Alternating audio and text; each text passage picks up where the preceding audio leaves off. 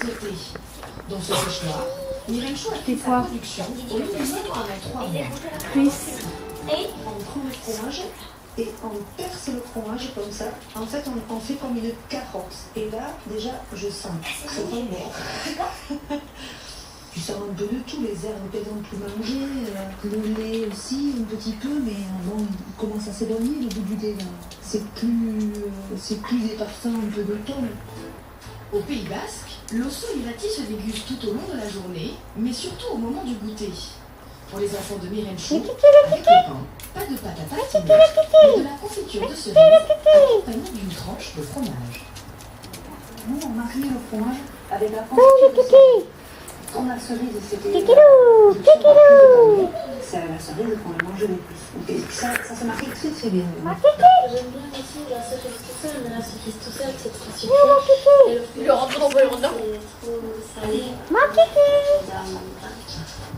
Dans la région, il n'y a pas que les brebis qui régalent les papilles.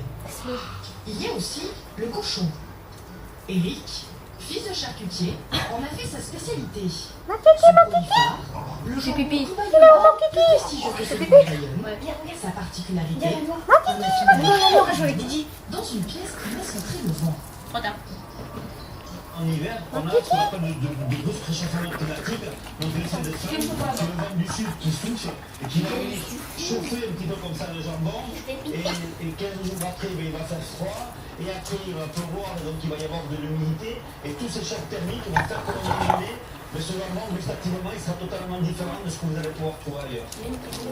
Alors qu'ils ne sont pas encore commercialisables, la plupart de ces jambons Doucement, sont Didi. conservés depuis des mois.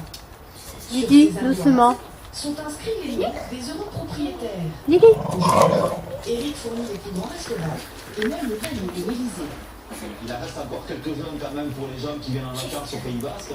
Mais c'est vrai qu'une partie de tous les jambons que vous avez ici sont déjà très vendus. Tels des bijoux dans leur écran, les là. jambons s'affinent de ces sacs de protection de 18 mois minimum. Vendu 2 à 300 € pièce, Eric vient tous les jours les bichonner. Le Pays Basque est un endroit qui est vert. Donc il y a de l'humidité dans l'air, donc le sac se colle. J'essaie d'attraper les gouttes de l'aéron. Des faits pour vraiment faire en sorte que ce Kikilo, Kikilo. et donner toutes les chances de mon côté pour pouvoir réussir mon produit. Un jambon servi sur les plus grandes tables, mais Eric, lui, en fait un vrai plat. Tous les jours, à la maison, il cuisine pour ses salariés accompagné de saucisses basques et de jambon poêlé. Elle a plein de poils dans la gueule. Mon quotidien, mais c'est un carrefour qu'on faisait dans la ferme. Pour casser la croûte, il y a une dernière spécialité chère à toute la région, le gâteau basque.